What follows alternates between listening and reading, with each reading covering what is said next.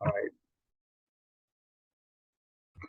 So we offer this presentation to our founder Acharya, His Divine Grace A.C. Bhaktivedanta Swami, Srila Prabhupada.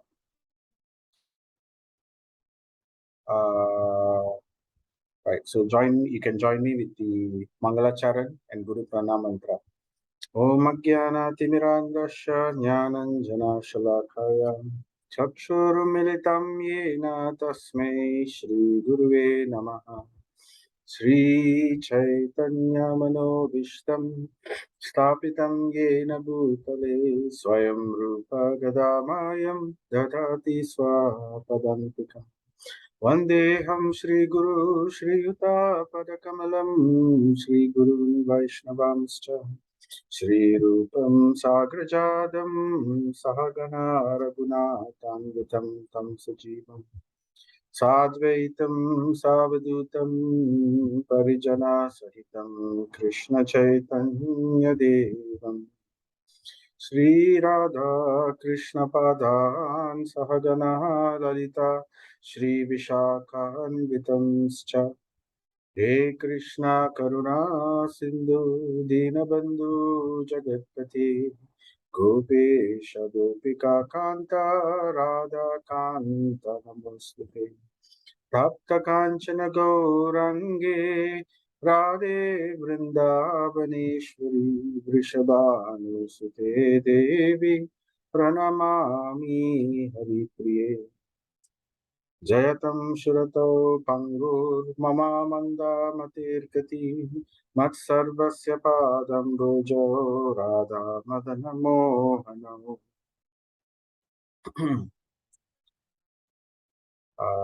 Divya Vrindaranya Kalpadrumadaha Srimad Ratnagara Simhasanastu Srimad Radha Shri Lagovinda Devo Prastali Bihi Sevamano Smarami Nama Om Vishnu Padaya Krishna Prastaya Bhutale Srimate Bhakti Vedanta Swami Niti Namini Namaste Saraswati Devi Gauravani Pracharine Nirvisesha Sunyavadi Paschatya Deshatarine Jaya Sri Krishna Chaitanya Prabhu Nityananda Sri Advaita Gadadhara Sri Vasadi Gauravakta Vrinda Hare Krishna Krishna Krishna Hare Hare Hare Rama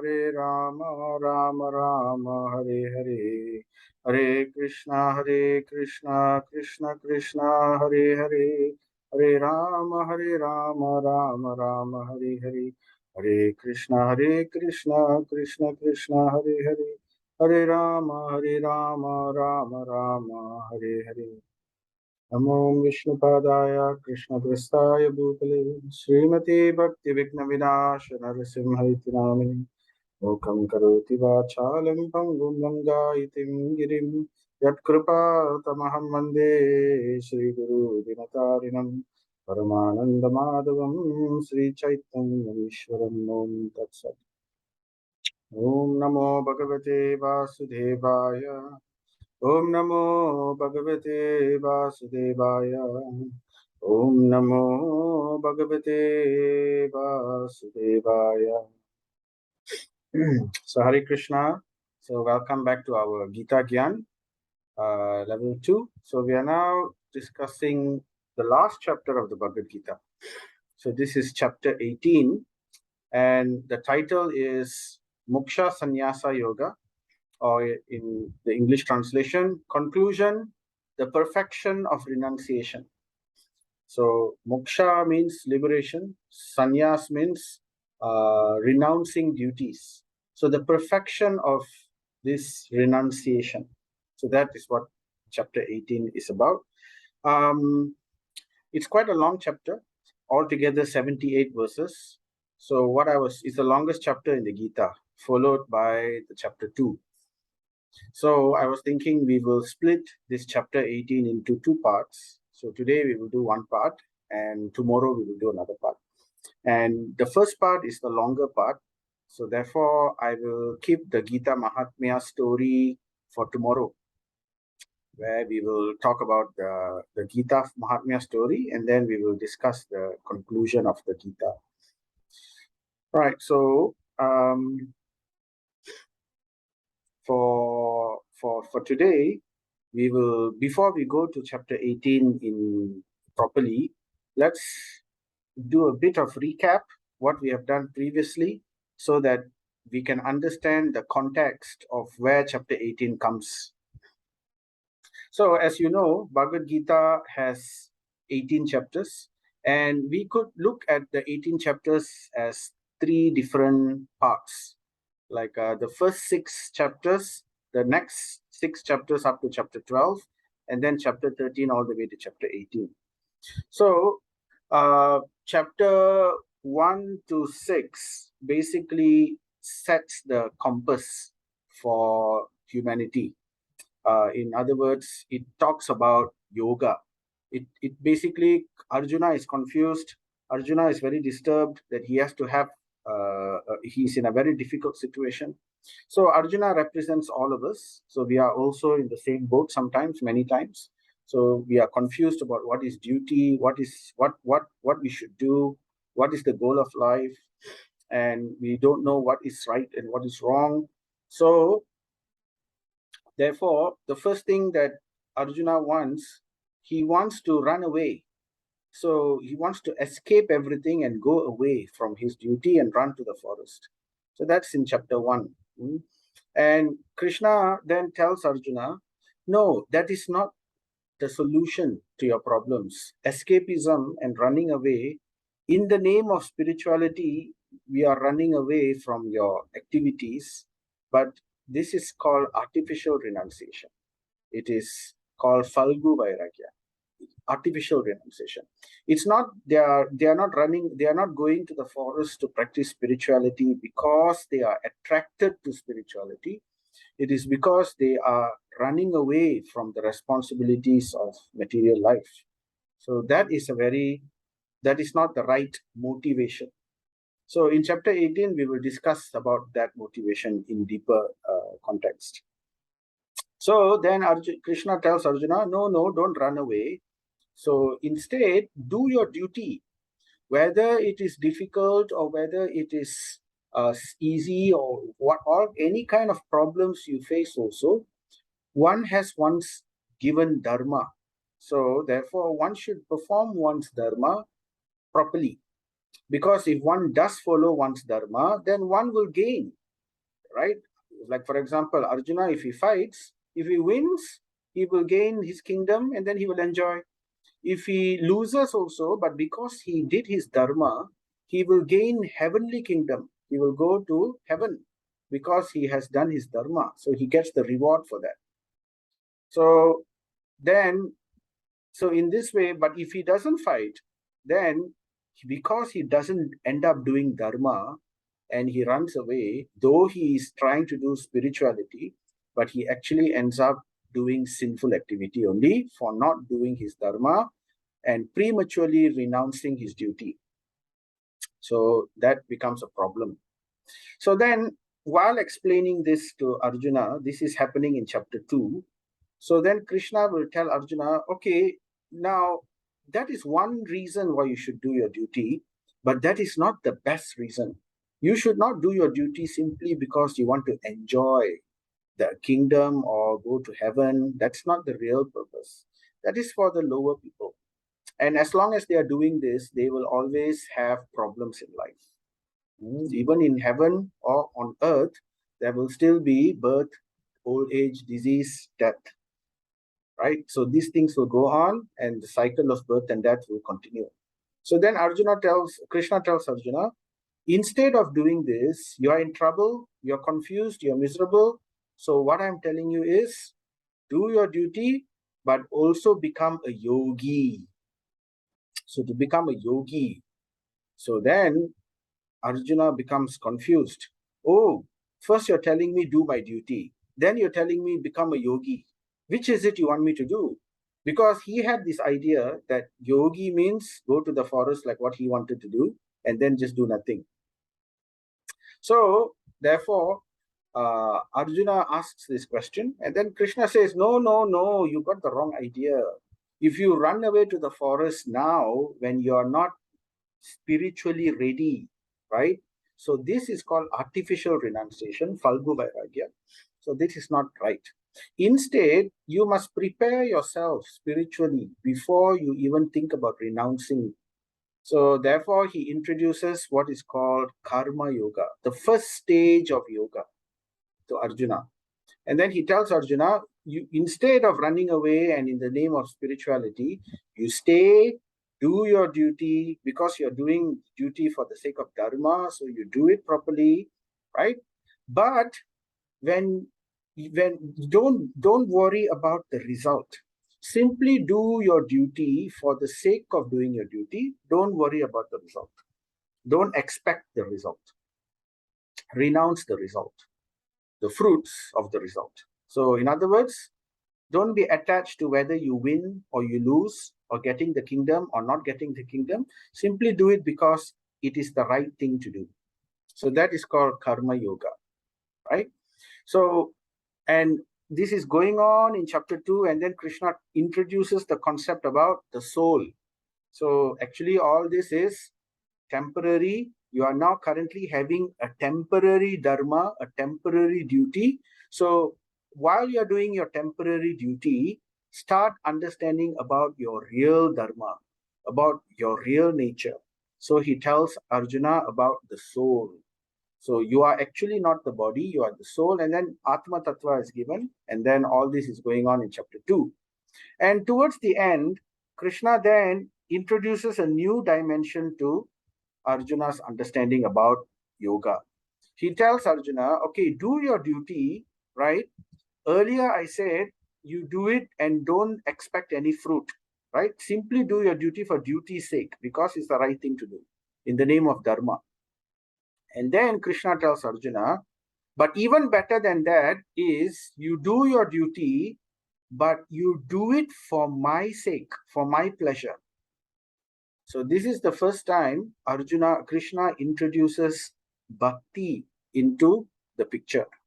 But he does it very briefly, just a little bit only, just a touch. So he talks about karma yoga and then he suggests to Arjuna, but then switch to bhakti, it's better. So then he moves on to chapter, like that he goes on from karma yoga. Then he talks about jnana yoga. Okay, once you have done your duty, you have done sacrifice, and then you have, due to your sacrifice, you are now attracting knowledge, transcendental knowledge, because sacrifice is the basis for transcendental knowledge. So now you are now going to jnana yoga. So he tells Arjuna about knowledge. He gives knowledge, transcendental knowledge. But jnana yoga is the next level. So then Krishna tells Arjuna, okay, at the end of all this knowledge, you must understand that the aim of all this knowledge is to understand me. I'm the goal of the knowledge. I'm the beginning and the middle and the end of all knowledge.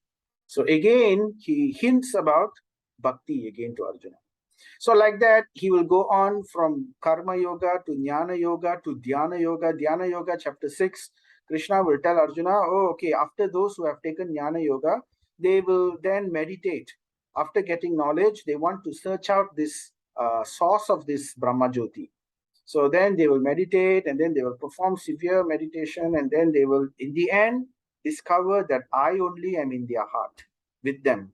So they are not alone. I'm also sitting, and I am the source of that Brahma Jyoti. So like that, he will explain to Arjuna. So again, he will introduce bhakti towards the end of dhyana yoga. So karma yoga, jnana yoga, dhyana yoga, all this is chapters 1 to chapter 6. And then from chapters, so basically these are the first 6 chapters. And then from chapter 7 onwards, Krishna introduces bhakti in full. So chapter 7, chapter 8, chapter 9, fully he talks about bhakti. How everything is depending on him. He's the source of everything. He's the source of knowledge. And then chapter 9, he gives some practical instructions on how to perform bhakti. And then chapter 10, like that, he goes on. He says how everything is coming from him. All the whatever beauty, intelligence, greatness in everyone is basically emanating from him only. And then in chapter 11, Arjuna, by the time he comes to chapter 11, Arjuna is fully convinced. Oh Arjuna, oh Krishna, you are the ultimate Param Brahman. You are the greatest of the greatest. I understand. I fully accept all that you have said. So he is convinced now about bhakti. But then he asks Krishna, all right, you have spoken all this. Can you show me? You have talked about your greatness. Can you show me your greatness? So this is for the sake of less intelligent people who may not be able to accept just by me saying. So then Krishna immediately shows his universal form. So that is basically chapter 11. So, and then Arjuna is overwhelmed and he glorifies. Everybody says you are the supreme. Everybody says you are the greatest. You are the end of everything. And then finally, show me your, show me your two-armed form back again. I want to see that. And then Krishna reveals back his two-armed form and he tells Arjuna, this form that you're seeing now, my two-armed form that you're seeing now, is my original form. So this is the very rare, special form that you're seeing. So after all this, then Arjuna in chapter 12, he asks Krishna, okay, earlier in the first 6 chapters, you spoke about the jnana path. You're telling me karma yoga, jnana yoga, dhyana yoga, and little bit here and there you're hinting about bhakti. And then chapter 7, you're fully talking about bhakti. Now, can you tell me for certain which is the better path? Which path I should take in search of liberation, in search of to perfect myself? So then Krishna tells very clearly in chapter 12, both the paths are good, both paths are aiming for liberation, they are good, but between the two, the bhakti path is so much more easier and it will lead you to the highest position, because the other path also will end in bhakti only, and from bhakti they will continue. So easier for you to take the bhakti path right from the beginning. So because the bhakti path, there are several advantages. Number one, it is easy to do, it is joyful to do. Susukam kartum abhyayam. Joyful. Whereas the other jnana path is very difficult, very miserable. There's no joy in it in the beginning, right? So it's like terrible austerities they have to perform. Whereas in bhakti, everything is blissful. So therefore, in this path, it's much better, it's easier, and on top of that, you get my special mercy, my special assistance is there. So therefore, perform bhakti. So then he goes on to talk about bhakti yoga and its speciality, and how someone who's practicing bhakti can become dear to Krishna. So he tells, different, such a person is Priyam, one who becomes dear to Krishna. How we can become dear to Krishna? What qualities we must imbibe within ourselves as we are performing bhakti yoga. Right. So then these are the first 6 chapters and the next 6 chapters. So first 6 chapters is all about the different yogas. And then Krishna focuses our attention fully into bhakti yoga. And now chapters 13 to 18 are the last 6 sets of chapters. So I will quickly just recap again what we have covered in chapter 13. So chapter 13, Krishna talks about from 6:13 onwards, he gives details. So he's already given his main points already. He's already told Arjuna, don't become a karmi, don't worry about heaven or rewards and all these things, the fruits. You do your duty, don't worry about all these things, but do it as a yogi. So become a yogi. And in the yogi path, there are 2 paths.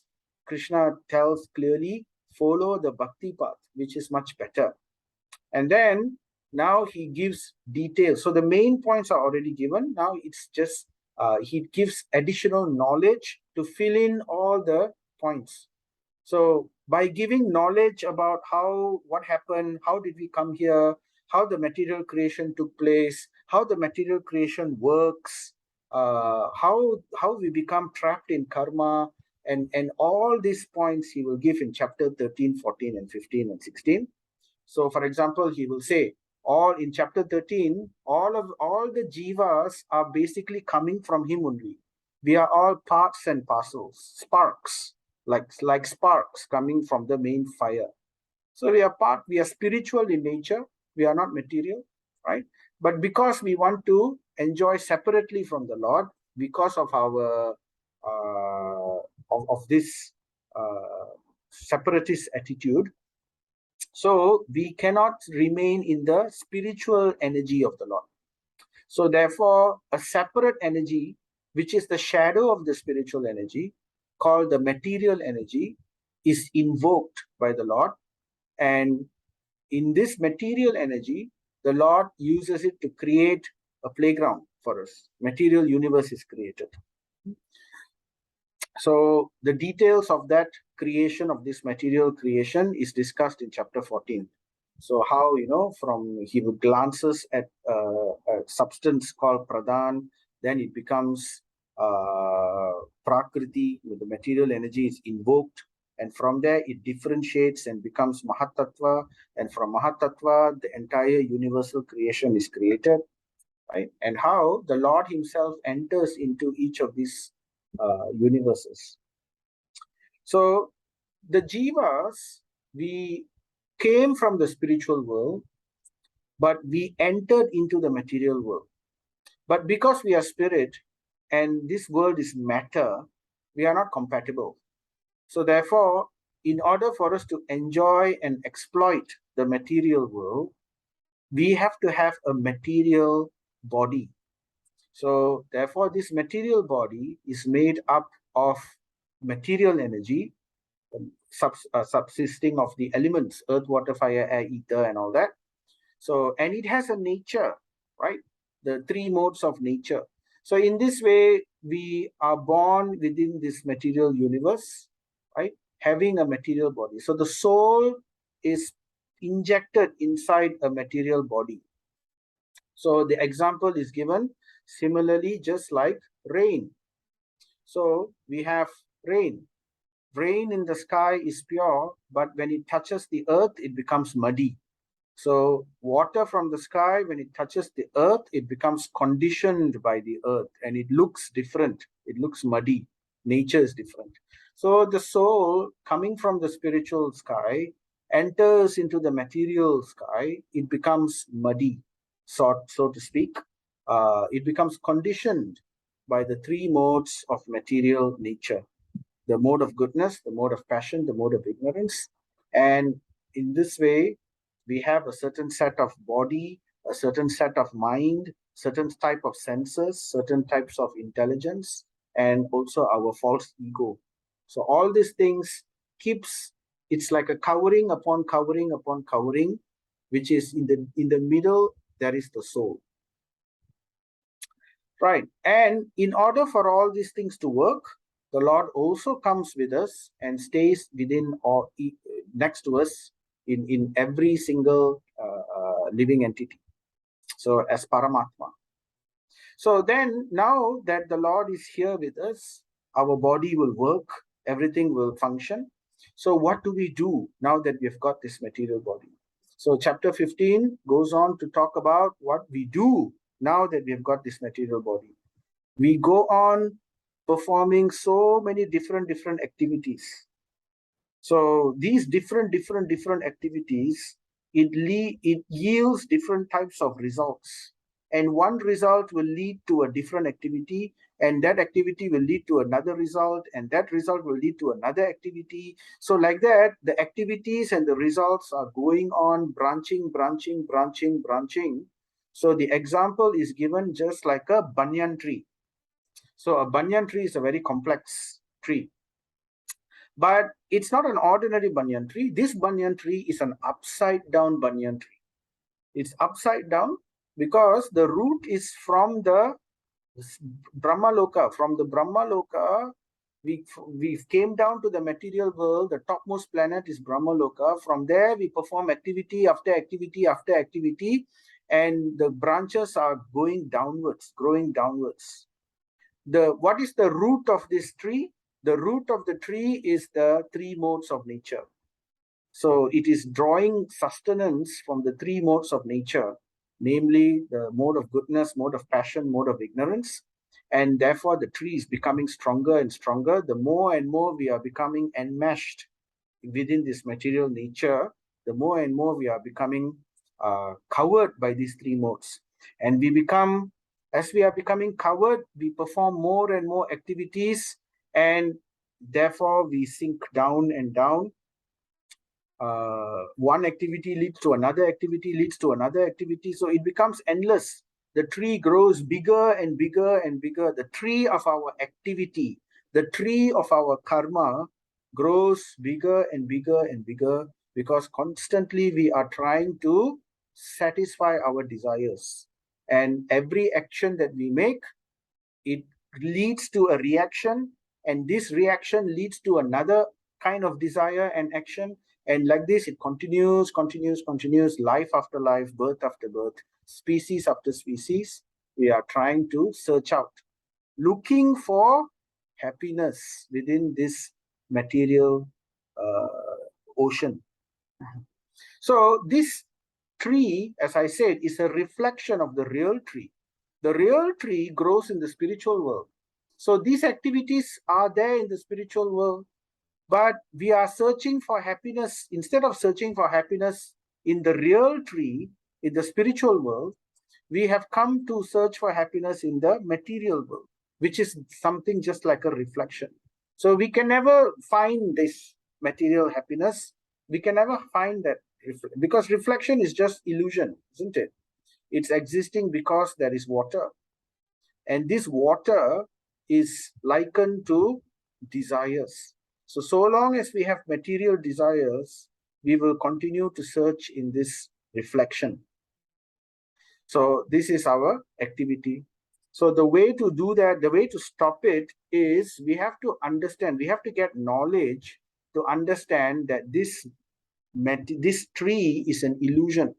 This material happiness is an illusion. And this material world is not our real home.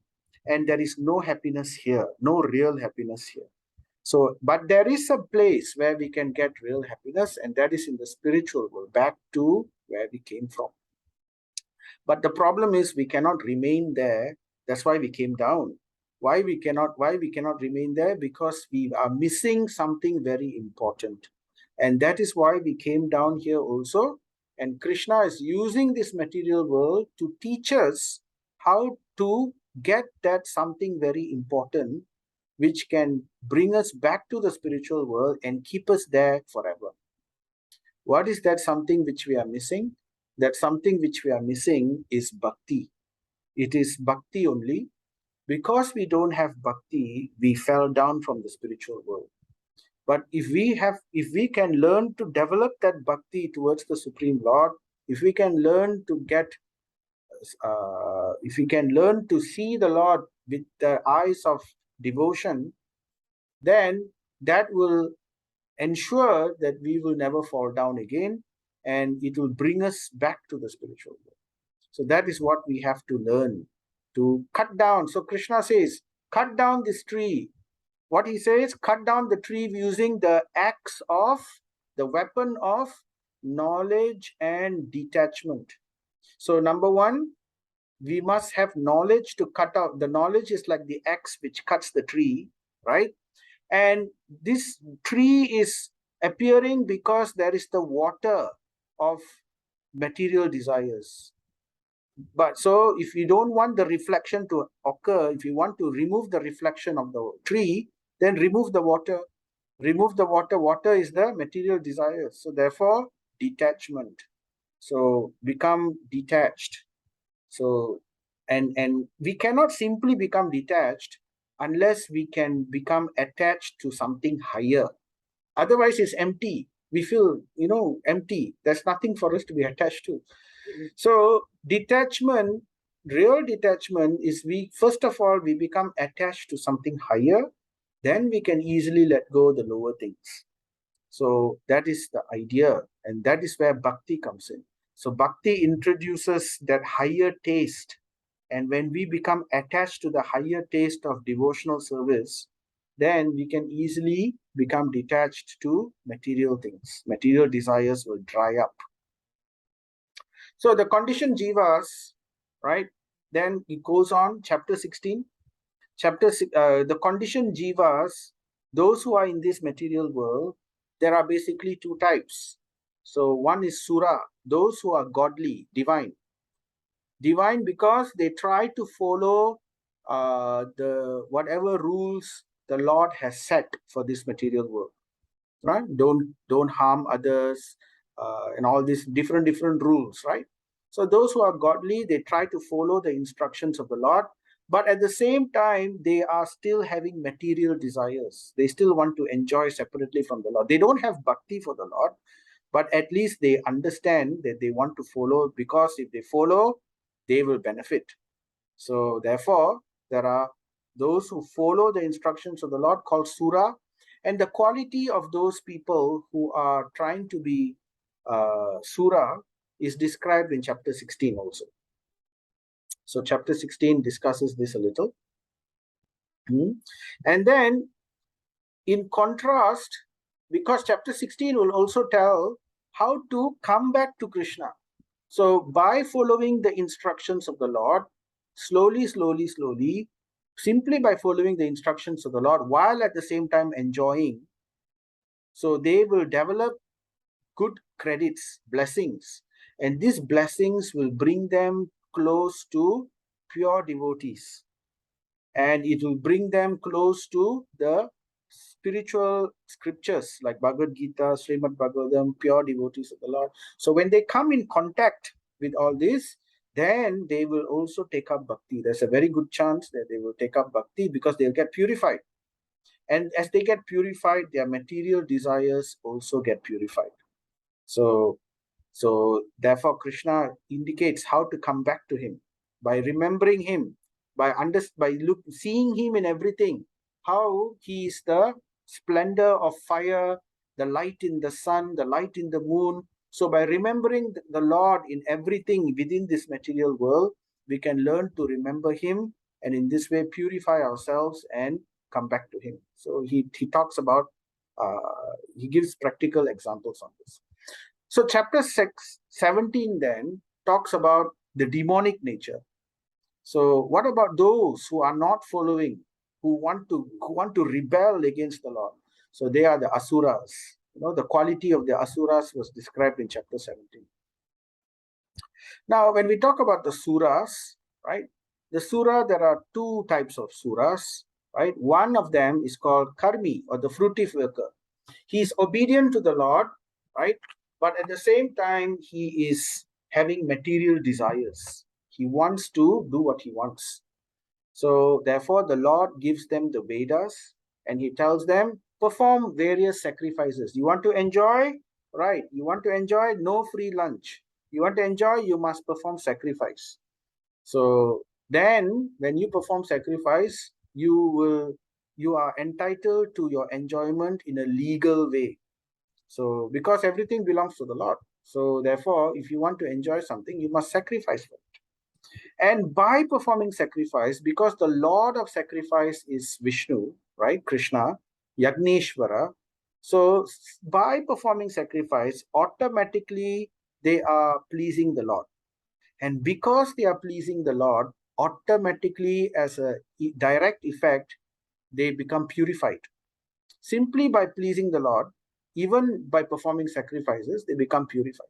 So gradually, over many lifetimes, as they continue in this, they become purified, and then they finally realize, they get knowledge, because culture of sacrifice attracts knowledge. So by getting knowledge, they come to realize the real nature of this material world, and they come to realize that they have been very foolish, trying to look for happiness within this material world. And by the blessings of the Lord, they also learn to understand the spiritual nature, how to go back and how to reconnect back to the Supreme Father, Krishna. So when they do that, then they will stop becoming karmi. No longer they will be interested in being karmi. So all this is described in chapter 17. Then they will now want to switch to become, now those who follow the karmi path, they are called the karmis, they follow the pravriti marga, the path of sense gratification. They try to gratify their senses. So most of the Vedas talk about this, how to get a good husband or a good wife or a good child. You do this yagya, you do that. You want to go to a house, you want to purify the house, you do this griha pravesh ceremony, you do this. So all this is fruitive, karma kanda. It's for our, basically we want something. How to get auspiciousness, how to do well in studies, how to win victory over your enemies, how to attract money. So all this, how to be successful in business. So all this is karma kanda. So eventually the jiva, he realizes, okay, enough of this. This is not really, he has gotten knowledge that all this is illusion. So then what happens? Then, okay, here there are some verses.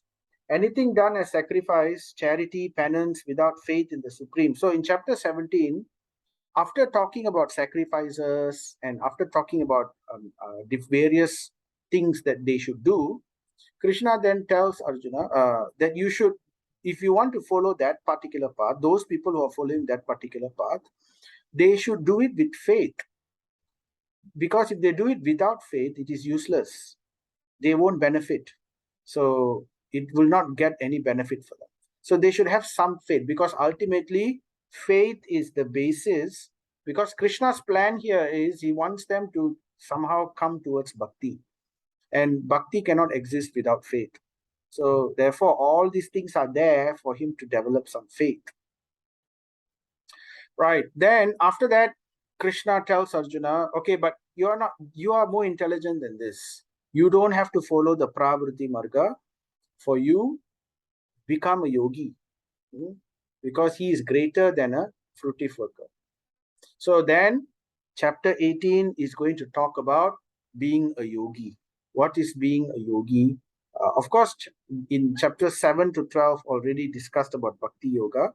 But now, someone who is determined to follow, chapter 18 will speak about all these topics. It will go in detail with the nivritti marga. Now, in yogi, I told you there are two paths, right? In the yogi path is called nivritti marga. Nivritti marga means the path of renunciation. So if you remember, yoga basically started with karma yoga, right? Where we perform our duty, but we don't take the fruit of the work. We don't expect the fruit of it. So we do it for the sake of duty and we don't touch the fruit. So that is karma yoga. But bhakti yoga is better because we work without expectation of the fruit, but we do it for the pleasure of Krishna, not simply for the sake of duty.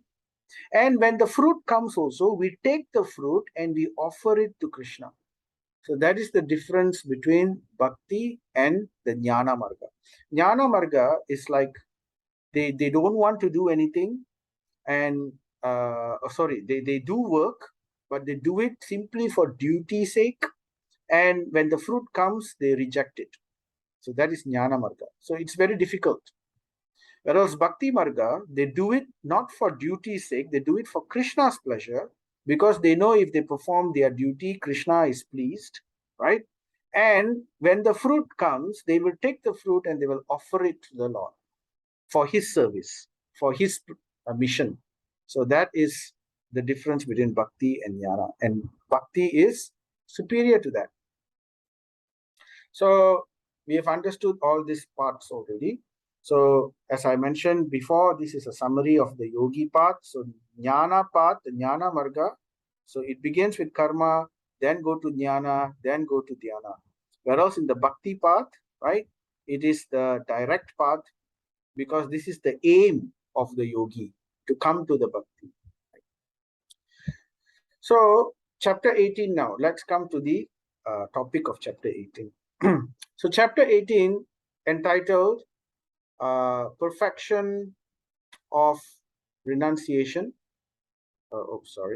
Moksha Sannyasa Yoga. So, it begins with verse 1, where Arjuna is asking, because Krishna has used the word sannyasa and tyaga several times throughout the chapter. So both the words sound similar, but he wants to know, is there a difference in the meaning, or is it the same? When you say tyaga, does it mean also sannyas, or is there a difference? So then, because basically to become a yogi, right, one has to renounce, right? It's called the Nivritti Marga, the path of renunciation. So when we say renunciation, the word Tyaga and Sannyasa comes into the mind. So therefore, Arjuna asks this question. So what is the purpose? What's the difference between the two? Then Krishna gives a very clear answer. He tells, number one, Sannyasa. Sannyasa means they give up all activity based on material desire. That means any activity which is based on material desire, they give it up. It's not that they give up all activity and do nothing. So they only give up those activities which are based on material desire. For example, I'm working because I want to earn money. Why I want to earn money? Because I want to enjoy. I want to have my savings. I want to go here. I want to do that. I want to buy this. So these are material desires. And in order to do these material desires, I'm working. So that is a material activity, right? So a sannyasi gives up that activity which is fueling his material desire. So that is sannyas. What is tyaga? Tyaga, on the other hand, is the person continues to do his duty, continues to do his work. He does his work, right? But he gives up the fruit of the activities. That means he does his work, but he's not interested in enjoying the fruit. He does it because he wants to please Krishna. How does one work to please Krishna? For example, we have different societies, isn't it? Not everybody is a sannyasi. So part of society is to have a family, to have there are four varnas. So these four varnas will be stopped. We will speak about it later, right? So therefore, a grihastha, a householder, he works, he uses the money to maintain a Krishna conscious family, right? He tries to teach, basically he sets up his home as a temple of the Lord, where the Lord becomes the center of his house. Everything is done and brought and given to the Lord. Food which is cooked in the house is offered to the Lord, and then only everybody eats. And the house is used to host programs, preaching programs, is used to invite devotees and give them food. So, and then, for example, the money is used to purchase vehicles which can be used to, of course, they use it for other purposes, but at the same time, it is also used for spiritual activities. So, spiritualizing activities. So, therefore, in this way, he doesn't do it directly. He doesn't give up his activity. He continues his activity, but he gives the result to Krishna. Now, he may not give all the result to Krishna. So that is where the different levels come in, right? So it begins there first, some aspects, and then slowly, they learn to give everything and dedicate everything to Krishna. So that is basically what is called tyaga. Tyaga is not giving up activity. Sannyas is giving up the material activity. Whereas tyaga is not giving up the material activity, but giving up the fruit. So then Krishna says, then Arjuna asks Krishna, okay, now can you tell me, in this aspect of sannyas and tyaga, right? Should we also give up works of sacrifice, works of charity, works of penance? Should we give up all this as well? Then Krishna tells Arjuna, sacrifice, charity, and penance should never be renounced, right? So these three activities, as to wherever we can do, it purifies even the great souls. So this should all still be continued, even though somebody is taking up a spiritual path. So, but at the same time, we must understand that sacrifice, there are three modes. Charity also got three modes of nature. Penance also got three modes of nature. So one who is interested in spiritual activity, he should continue sacrifice, he should continue charity, he should continue penance, but he should perform these activities at least in the mode of goodness, but as much as possible to perform these activities outside these three modes. He should do them in a transcendental manner. So that was discussed in chapter 17. Chapter 17 talked about charity, sacrifice, and penance in the three modes, right? And how to transcend the three modes. So therefore, one should never give it up. Instead, one should do it in the mode of goodness, at least, or in the transcendental mode. So what is doing charity? Example, I'll just read quick revisit of chapter 17 again. So for example, what is charity in the mode of goodness? Charity in the mode of goodness is serving the brahmanas, doing works which are beneficial for society, right?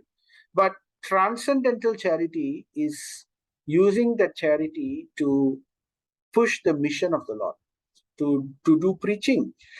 And it's used for the service of the pure devotees, and it's used for the service of the Supreme Lord. So then it becomes transcendental, beyond the three modes. So like that.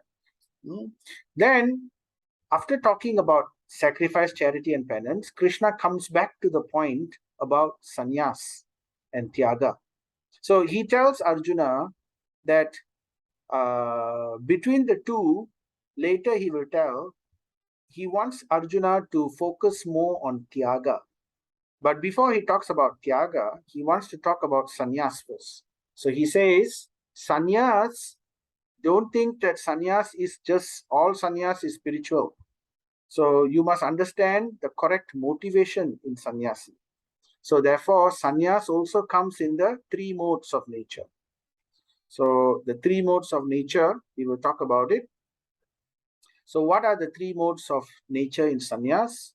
Now, sannyas in the mode of ignorance is one who gives up his prescribed duty because of illusion, not because of spiritual benefit, not because he's interested in really in spiritual benefit, because he is basically a form of escapism, like how Arjuna wanted to do in the beginning. He wanted to run away from responsibility. Illusion, he thinks it will give him and he does it for the wrong reasons, right? So that is giving up everything in the mode of ignorance. So that is called sannyas in the mode of ignorance. And then there is also sannyas in the mode of passion. Gives up prescribed duties as troublesome or out of fear of bodily discomfort. For example, people, they get married nowadays, and then after they get married, they realize they get into trouble in their marriage, right? Their marriage become troubles, and then they say, oh, marriage is so miserable. I better I just give up all these things and I just become a sannyas. So that kind of sannyas is in the mode of passion, because it's trouble. They don't want to do their work. They are lazy, or because it is causing issues. So they just want to go for an easier solution. So the motive is not spiritual advancement again, right? So this is mode of passion. And then we have sannyas in the mode of goodness. One performs his prescribed duty only because it ought to be done. So you can see the difference between sannyas in the ignorance and passion and goodness. Ignorance and passion both says they give up their duty. Both give up. But look at this, sannyas in the mode of goodness, is not that he's giving up his duty. He performs his prescribed duty only because it ought to be done, and renounces all material association and all attachment to the fruit. Now, this sounds very much like Tyaga. So, in other words, Tyaga is actually sannyas in the mode of goodness. So, Tyaga is superior to sannyas. So, therefore, Krishna also again establishes that very clearly in 18:11 and 12. He tells Arjuna, between sannyas and Tyaga, Tyaga is better. So, what's the point of giving up material duties when the spirit of it is not correct? So, rather, one should give up the enjoying mentality and one should perform sacrifice for the pleasure of the Lord. Giving up the enjoying mentality, that is real, that is Tyaga, and that is by far superior to sannyas. When artificially one gives up for all the wrong reasons, but the mind is not renounced. So Krishna tells Arjuna, don't do that. Especially in Kali Yuga, one should not do that. One should never do that. So that's why he tells Arjuna, don't prematurely become sannyas and all these things. Take up karma yoga first, at least. And then switch to bhakti or directly take up bhakti yoga if you can. So now we come to the next part of chapter 18, where since we are talking about activities and giving up activities and all that, and we understood that Tyaga is not giving up activity, it is actually performing activity but with a correct motive and understanding. So since we are not giving up activity, Krishna recommends don't give up activity. So now he gives full description about how to do these activities. So therefore, the next verses from chapter 18.13 all the way to 39 is describing what is called the secret of action, how to perform one's activities and yet at the same time not become trapped in karma and not to become trapped in sin or piety, to become transcendental, to become liberated while at the same time performing action. Just like Arjuna, Krishna told Arjuna to fight, and Arjuna later fought. He killed, he even killed some of his family members, but he never got sin. And on top of that, he was purifying himself and he was liberating himself by that activity. So what became different? How is it that Arjuna could kill and yet not get sin and at the same time become purified? So what's the secret? So that's what Krishna is going to describe over here, the secret of action. So it begins before, so to understand fully the secret of action, there are several things we need to know as basic first. So it's kind of like a farmer. So later I will talk about the farmer analogy, right? So firstly, 5 causes of action. There are 5 causes of action.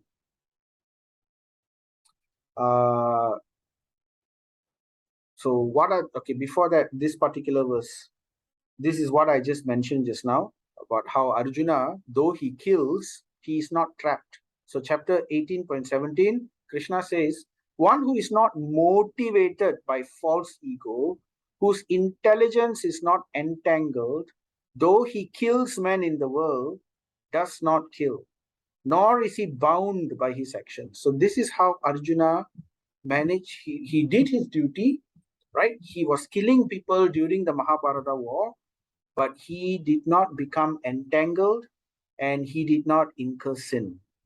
So how did he do this? So this is the secret of Bhagavad Gita, which Krishna is summarizing here in chapter 18. So very important here are these 2 points, motivation and intelligence. So one should not be motivated by false ego. So the correct motivation is very important. If one does something with a wrong motivation, it is all the difference. It gives all the difference in the result. So the motivation has to be very carefully corrected. So that we will understand here. And the intelligence has to be very carefully understood. The intelligence has to be there for us to carefully differentiate what is right, what is wrong, what we should do, what we should not do. And where do we get this intelligence and motivation? We cannot manufacture our own. We cannot say, oh, I think, or I feel, or somebody said. No, it doesn't work that way, because the rules of the universe is not created by other people. The rules of the universe is created by the Supreme Lord, and it is his version which will help us. Anything else is simply illusion. So we have to understand from the Lord directly what is the right motivation, what is the right intelligence. So the first we have to understand what are the 5 causes of action. Now, when we tell people there are 5 causes of action, most people nowadays will say, what nonsense, there is only one cause of action, and that is me and me alone. I am the doer, I am the cause of action.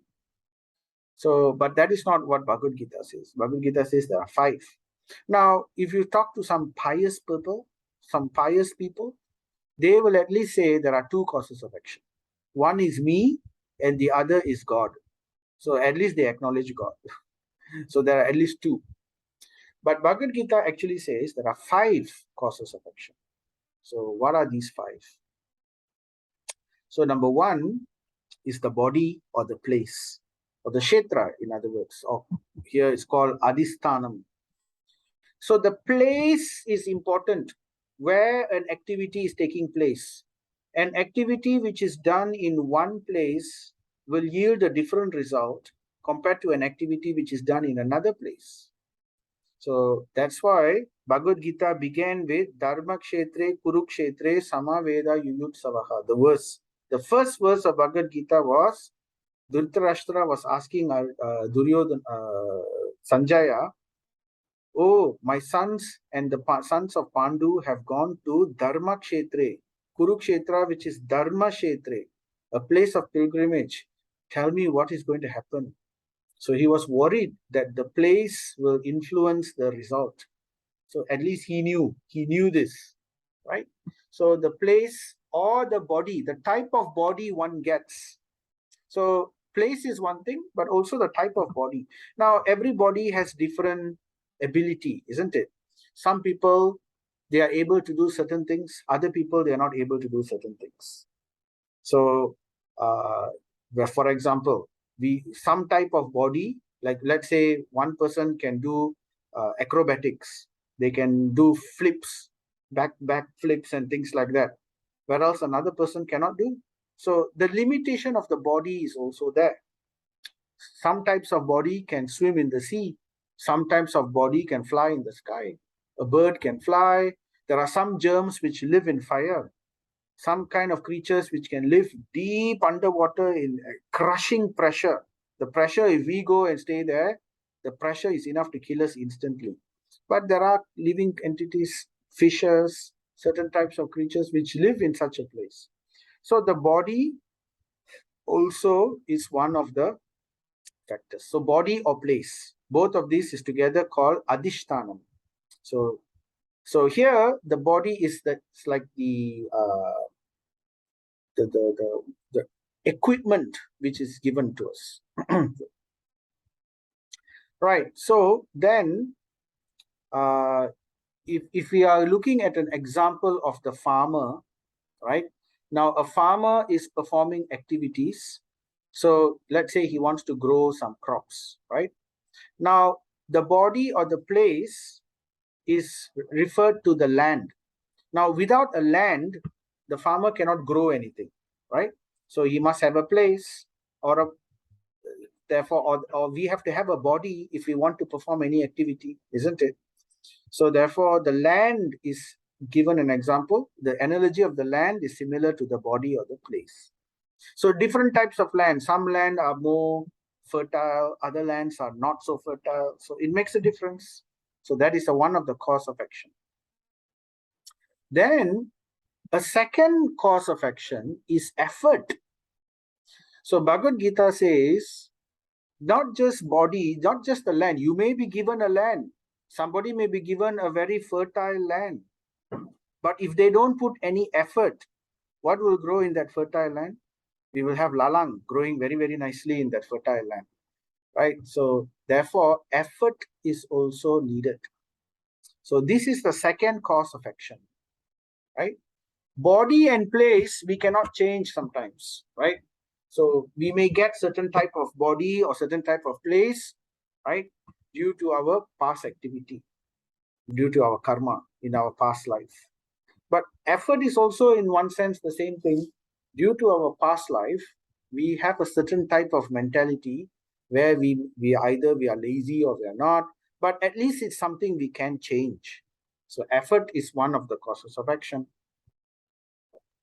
And then there is the worker, the farmer himself, right?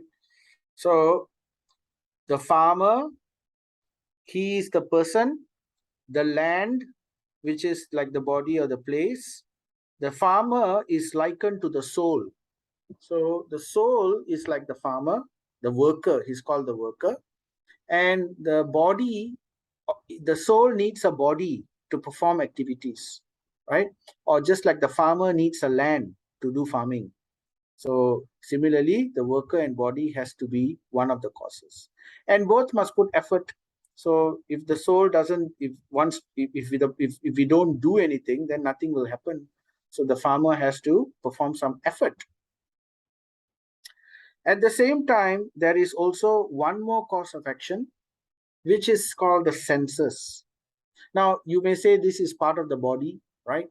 But the senses is different slightly because just like in this example of the farmer is the soul, the land is the body or the place, right? Now, the senses is likened to the instrument. Now, the farmer, he has a hoe, he has different farming utensils, tools. So these are all like uh, the things which he will use to do farming on the land. So senses. So different types of senses. Now, everybody has different types of senses according to their karma. What do I mean by different type of senses?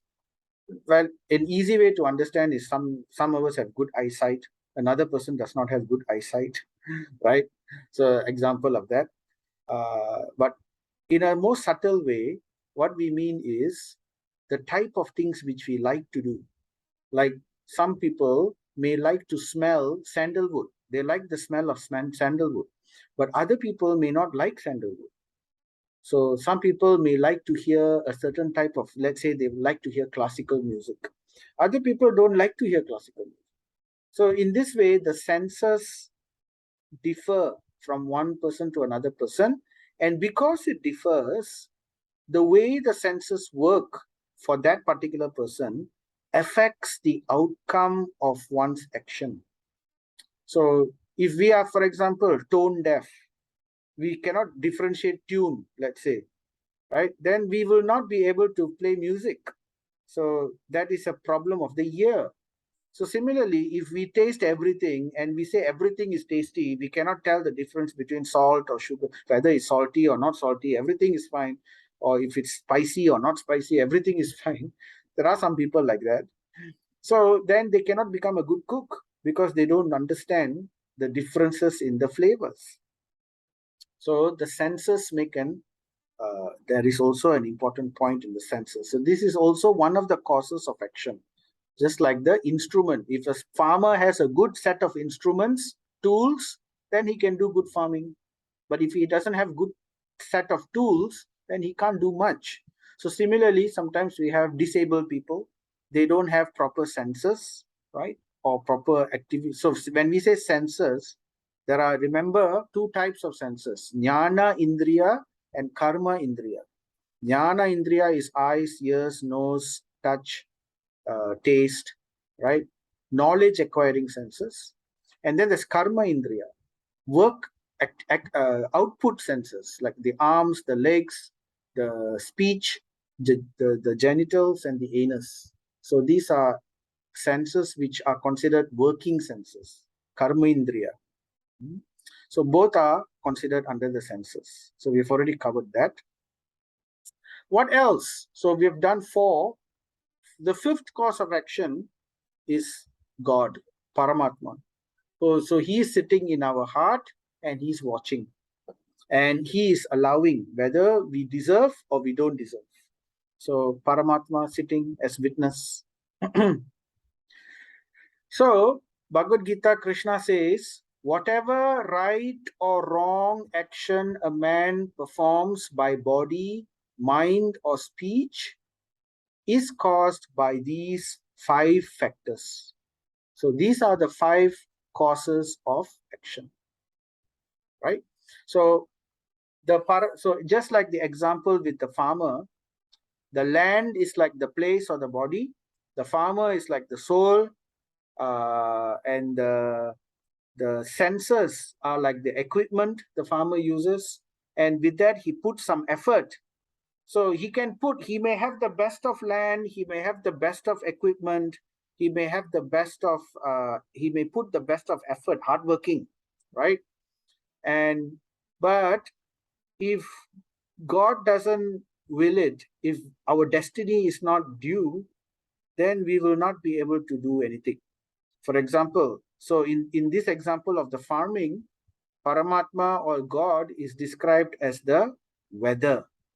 So if the weather doesn't permit, if there is drought, if there is no rain, or if there is, some kind of disturbance, earthquake or whatever, tornado, anything like that, then everything is destroyed. So even good land, good equipment, the willing person, the soul is also there, but none of this will work out.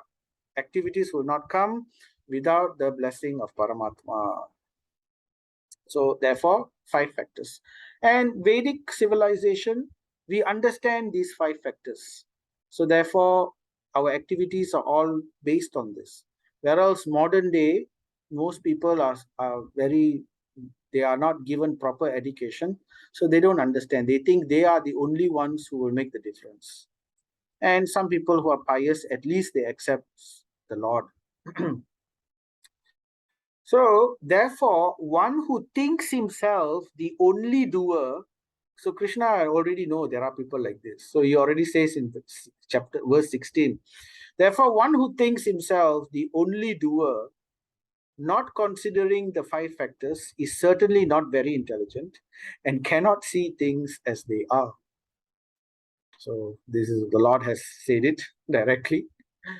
Okay, but that's a lot alone. Okay, now the 5 causes of action, this worker, body, senses, effort, Paramatma, and everything, all of this together, right?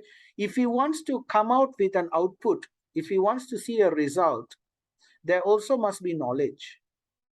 So if different type of knowledge, for example, if the farmer has no knowledge about how to farm, he may have land, he may have equipment, he may have the will to do something, to grow, but if he just doesn't have the knowledge of how to grow cabbage, for example, or what to do and what not to do, so then it's going to be a problem. The result will be not very proper. The result will be there, some result will be there, but it will be affected by knowledge, one of the points, right? So therefore, these 5 causes of action is subjected to the various aspects of knowledge in showing the result. But knowledge alone also, when we talk about knowledge, it's not alone enough. We also need to have the seed, right? So the object. So the farmer needs to know what he wants to grow. So if he wants to grow cabbage, he must have the seed, or do cabbage grow from seeds? No, they don't grow from seeds. I don't know from what they grow from, but basically they need something to start with, right? Either the root or something to. So if they want to grow apple tree, then they need the seed of the apple. Okay. So therefore the object, not every farmer may get everything that they want. The farmer may say, I want an orange tree, but I only have an apple seed. So then he's limited to that object only. So that also affects the result of action, right? And finally, he needs to know why he's doing all these things. So why he's doing all these things is because he wants to get happiness. So he's searching for this happiness within this material world.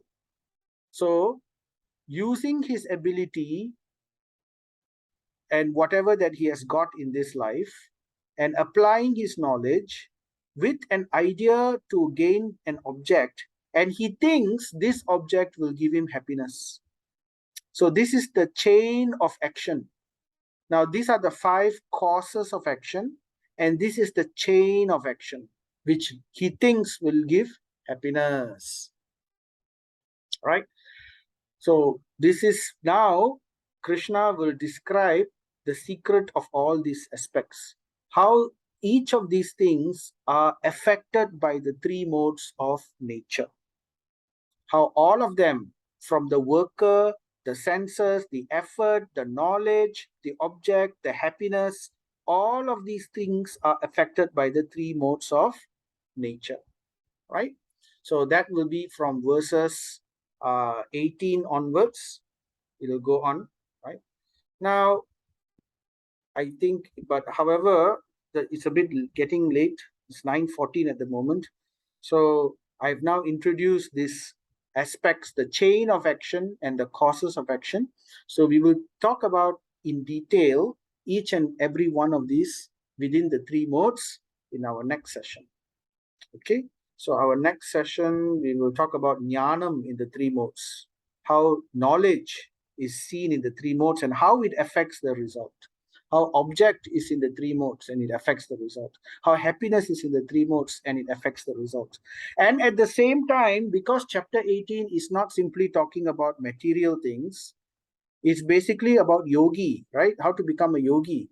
So Krishna will tell the transcendental aspect of all of them, working in the transcendental mode. Knowledge in transcendence, object is transcendence. So when we convert knowledge, object, and happiness to transcendence, then that is transcendental activity, no longer within the 3 modes. So it's very interesting how we will go on. So in this way, Krishna will go on all the way up to chapter verses 40, and then finally he will conclude these secrets of action, and then he will begin to summarize all the chapters in the Gita very briefly, and then finally that will be from verses 60 onwards. And after the summary, Krishna will give Arjuna a choice. So we will do all these things eventually. All right. So at the moment, we can stop here. Now, if there are any questions, we are happy to look into it.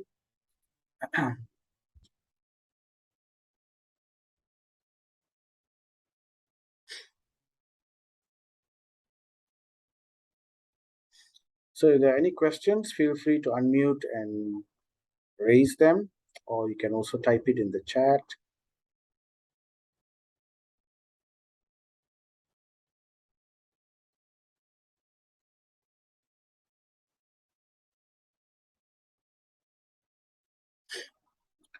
Right. So if there are no questions, that's also fine.